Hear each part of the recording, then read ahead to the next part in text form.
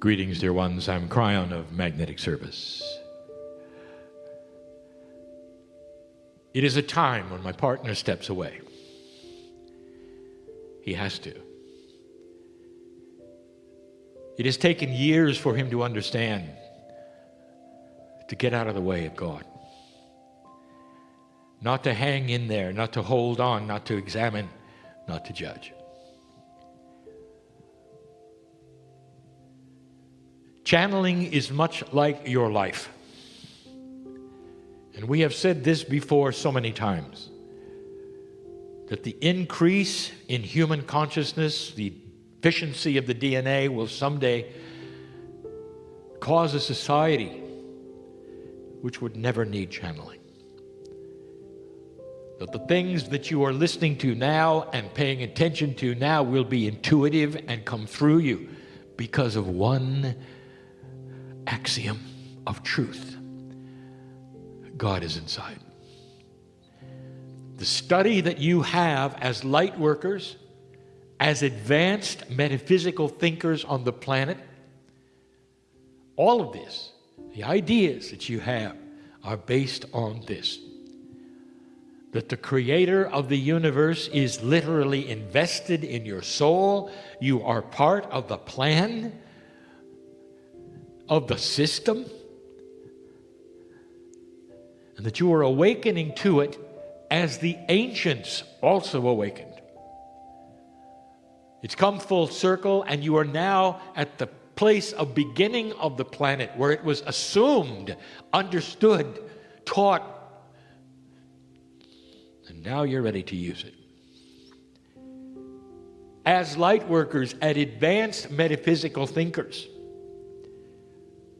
you want to find what you can do with this piece of God to stay longer, to be more peaceful, to heal your bodies, to connect to what is inside, not outside. We've said this before, that this idea often contradicts teaching.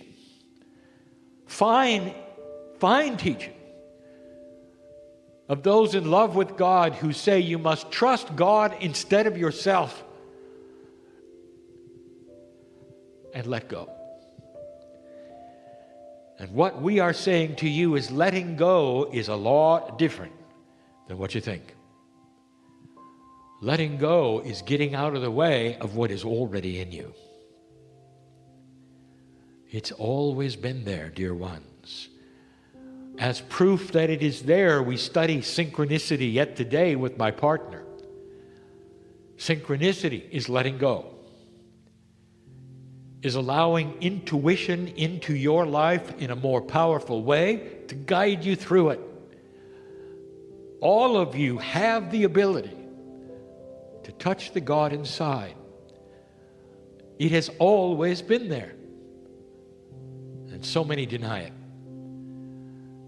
Getting out of the way is to allow things, especially that which is your intuition, to increase in their efficiency, in their power. Now, the reason I'm talking about this is because of who is here today. There are many who listen to these channelings. Many. But the channelings that they hear are often designed for the ears of the ones who are in the chairs. Who's in the chairs? You represent a selection of light workers who are not just looking more for the God inside, but have issues, specifics.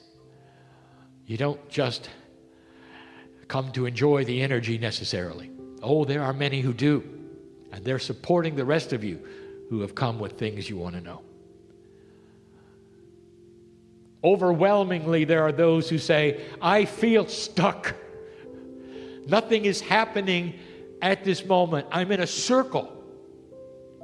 I'm repeating only what I've known. I'm dealing with energies I haven't had to deal with before. I have issues that seeming to be new and I don't know why. And we've talked about this over and over, about the energy shifting and changing, and the first ones who feel it, first ones, are you.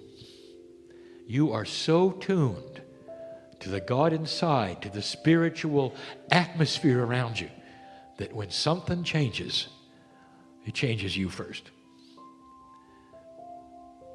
There's a lot that must move around and take its place before you're going to find that niche where you say, here's where I belong. And sometimes the niche is only your joy factor. I'll say this again. The main purpose for the old soul and the light worker on this planet, main purpose, is to intermingle with the rest of humanity and show them your mastery. To show them what it's like to handle problems that they can't. Because you've got a countenance of kindness and peace, of integrity, where your buttons are not pressed the same way others are. You don't wring your hands with anxiety because of the politics you see, or the business you see, or the drug companies you see. Instead, you know there's a bigger plan and you're waiting for a higher integrity to sweep across the area or even the planet that you know is coming because you've seen it in you. People will come to you and sit in a chair and talk their problems. For some reason, they know that you'll listen. You won't talk over them with your problems. You will take them in and you will listen and you will make suggestions, or perhaps not. Maybe you'll simply listen, because that's all they need, is another caring human being. Not to take their load, but just to listen to their load. And you're good at it. That's mastery. One who cares enough so when they get out of the chair and walk away, they feel that they've been in the presence of somebody who loves them, that they can come back to, and they'll be safe. That's what a light worker does. And someone will say, well, yes, but I've been told I'm supposed to write a book, or I'm supposed to be a healer, or whatever, maybe in time, maybe the next time. But for now, the main purpose of you being here is to find your joy factor, because when you find that and drop into peace, you change the energy around you, and everybody knows it. Your family knows it. If you're a young person, your children know it. If you're a senior, your grandchildren know it. It is a different countenance of peace, and you mean it, and you don't pretend. There are many in here who do not have their joy factor. I know who's here, and that's why you're here. I want to tell you, it is in there lurking and waiting.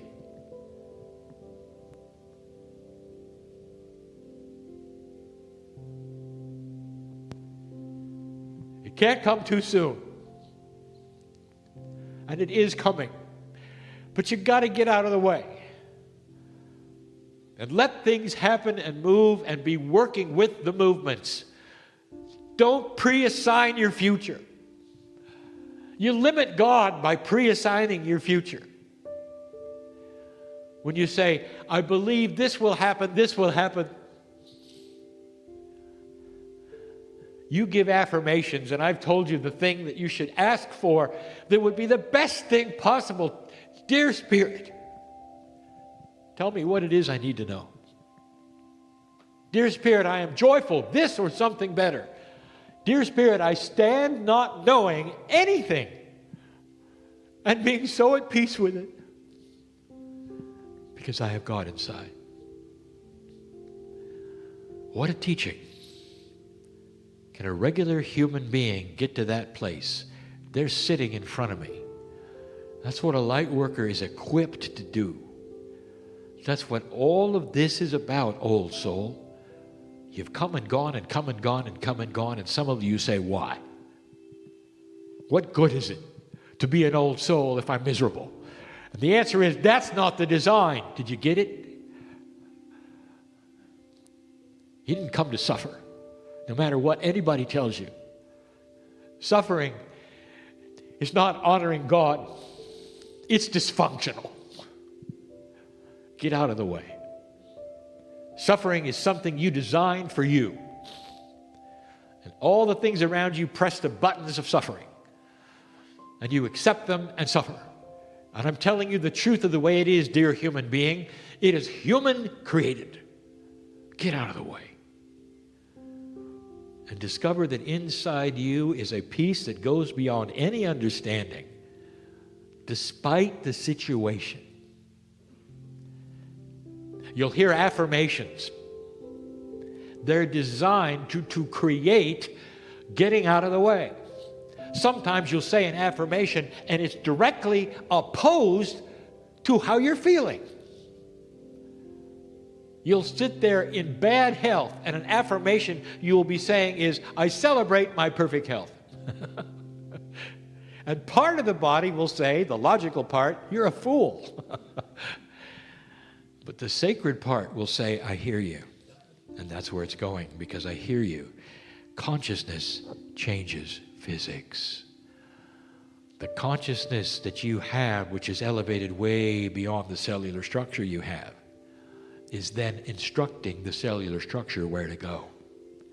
And slowly you start to see it change only because you gave it the instructions. The God inside is in charge of your disease. The God inside is in charge of your discomfort and your suffering, if you get out of the way. Simple message, difficult to achieve. The biases get in the way. The training gets in the way. Others get in the way. Every single one of you may deal with this in your own way. But I want to tell you, you are not alone in a closet. There's an entourage with you, walks out the door with you, ready to take your hand and facilitate all of these things in the time that is perfect to do them.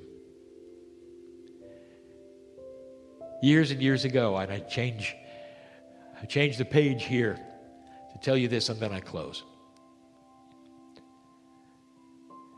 Over 10 years, I gave you an example of buying the ticket for the train. Except the ticket has no time on it.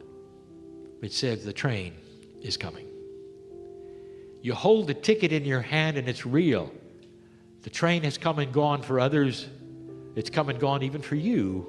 You know it's coming again. The train has a different color this time. It has a different purpose.